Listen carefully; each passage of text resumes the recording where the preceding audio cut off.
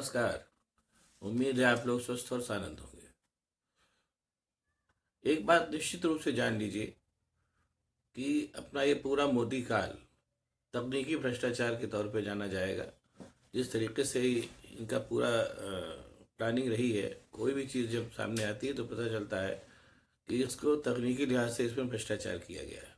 तकनीकी भ्रष्टाचार से फ़ायदा ये होता है कि जब तक सरकार है तब तक तो आप उसको नहीं पकड़ सकते। और जैसा अपने मोदी जी की सरकार आई, जिसका ये मानना है कि वो हमेशा वही रहेंगे, तो उनका ये मानना है कि इनका ये भ्रष्टाचार कभी पकड़ा नहीं जाएगा। लेकिन अब क्या किया जाए, परिस्थितियाँ ऐसी हो जाती हैं कि वो भ्रष्टाचार उनके रहते ही पकड़ पकड़ दिया जा रहा है। वो एक अलग बात है कि उस पर कार्रवाई जो है वो अगर कभी हुई तो तभी होगी जब मोदी जी की सरकार नहीं रह जाएगी, या ये कह लीजिए भाजपा की सरकार नहीं रह जाएगी। क्योंकि मोदी जी और भाजपा का ये भी मानना है कि मोदी जी नहीं रहेंगे तभी भाजपा की सरकार रहेगी अब हमेशा। बहरहाल ये सब तो चलता रहता है। उसी तरीके के एक और जो तकनीकी भ्रष्टाचार है वो इलेक्टोरल बॉन्ड के रूप में सामने आया था।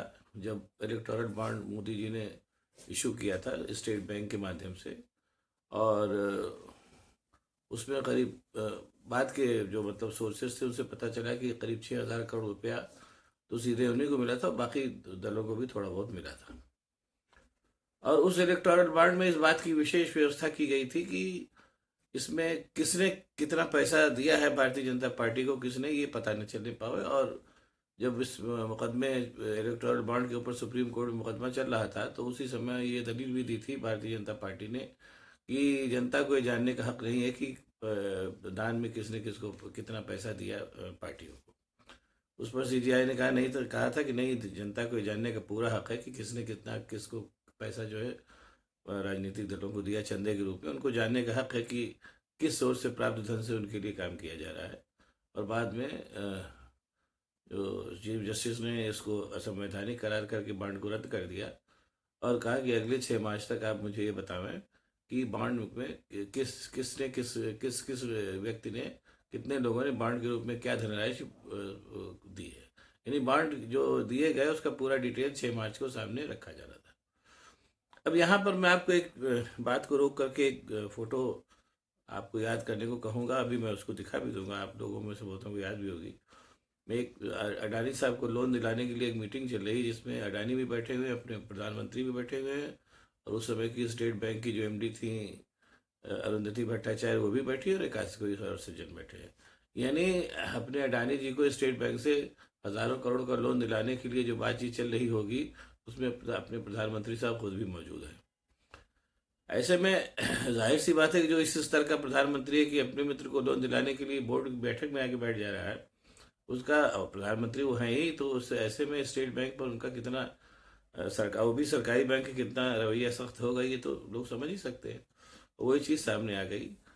6 मार्च को सारा ब्यौरा पेश करने के बजाय सुप्रीम कोर्ट से स्टेट बैंक ने समय मांगा कि आप हमको अभी 3 महीने का समय और दे दीजिए, तब हम आपको बता पाएंगे कि हम किसको कितना पैसा दिया गया। अब मोटे तौर पे आप एक इस सब बातों को समझने के पीछे एक दो तीन चीज़ें और जान लीजिए मोटी मोटी।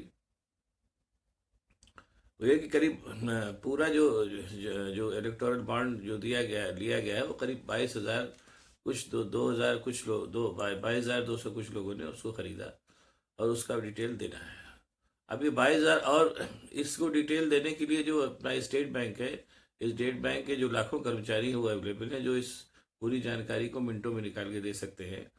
3 महीने के समय उनको क्यों चाहिए, ये क्या नाम है, एसबीआई वाले ने जो दलील दी है वो बहुत ही लचर दलील है।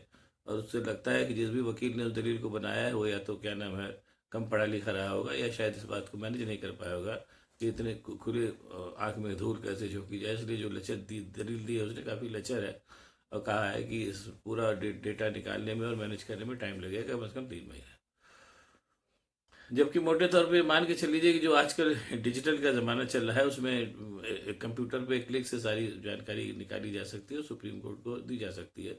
लेकिन मकसद जानकारी देना है ही नहीं, मकसद ये है कि पूरी पूरी ये जो पूरा का पूरा महाफ्रॉड हुआ है, जैसा राहुल गांधी ने अपने उसमें कहा भी ट्वीट में कि इस महाफ्रॉड को छिपाने के लिए जो जो महाफ्रॉड जो अडानी उन्होंने तो ये भी कहा है कि महाफ्रॉड को जिसमें भी अडानी भी लपेटे में आ जाएंगे, छिपाने के लिए जो ये काम किया जा रहा है स्टेट बैंक ने उसमें जो है बाकायदा उसमें उनका जो है साथी बन के खड़ा हुआ है।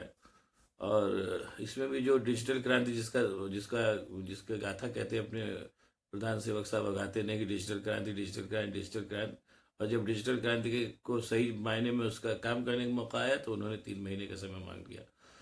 तो इसमें कोई शक नहीं कि कुल मिलाकर के ये पूरा का पूरा जो खेल हुआ है उस अब खेल अब सुप्रीम कोर्ट इससे कैसे निपटेगा ये तो एक अलग बात है। अभी बीच में बहुत समय है। लेकिन ये मान के चलिए कि ये खेल केवल इसलिए सुप्रीम कोर्ट से एसबीआई ने समय मांगा है कि वो जो पूरा इसमें महा घोटाला महा भ्रष्टाचार है वो अगले चुनाव के बाद ही निकल के सामने आवे। ये क्यों तब तक जो है वो जैसा चूंकि भारतीय जनता पार्टी मानने वालों वालों का तो यही मानना है। अपने क्या नाम है मोदी जी का भी यही मानना है कि अगली बार भी वही आ रहे हैं। तो उनका यह मानना है कि अगली बार जून तक वो फिर से आ चुके रहेंगे और ये भ्रष्टाचार जो है वो वही का राज जो है वही फाइलों में ही दबा रह जाएगा, ऐसा उनका मानना है। इसलिए फिलहाल उन्होंने सुप्रीम कोर्ट के अफसरों से कहा होगा कि 30 जून का समय मांग लो, देखते हैं। अब जाहिर सी बात है कि गेंद जो है वो अपने चंद्रचूड़ साहब के पाले में है। वो जो भी देखिए इससे जो भी करते हो चीज़ें सामने आवेंगी कि अब इस पूरे मतलब भ्रष्टाचार को छिपाने के लिए जो तिकड़म स्टेट बैंक ने की है उस तिकड़म से कैसे निपट जाए चंद्रचूड़ साहब, ये भी इस देखने वाला ही होगा।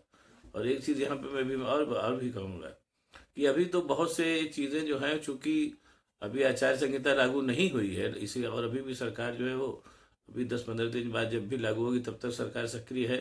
इसलिए बहुत सी चीज़ें अभी सामने आई ही नहीं है। ये मैं अभी आपको फिर से बता रहा हूँ कि अभी इस क्या नाम है तकनीकी भ्रष्टाचार के बहुत से उपाय जो मतलब कांड हैं वो इस चुनाव के 3 महीनों में ही आ जाएंगे जो जब तक वोट पड़ेगा।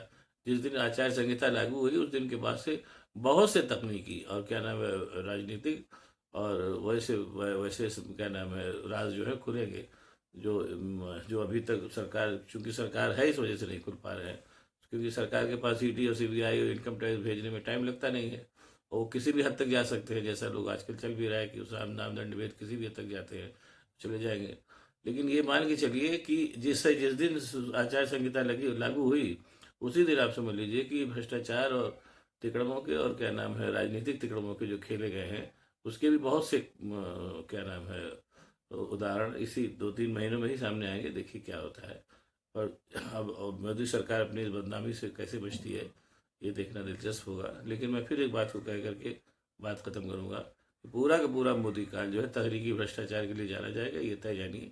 बाकी तो देखिए समय बलवान है, जो भी समय जो भी दृश्य दिखाएगा देखा जाएगा। अब आपको अगर ये वीडियो मेरा पसंद आए तो इसको लाइक करिए, शेयर करिए, साथ ही साथ मेरे चैनल को सब्सक्राइब करिए ताकि मैं और भी ऐसी बातें आपको बताता रह सकूँ। बहुत बहुत धन्यवाद, नमस्कार।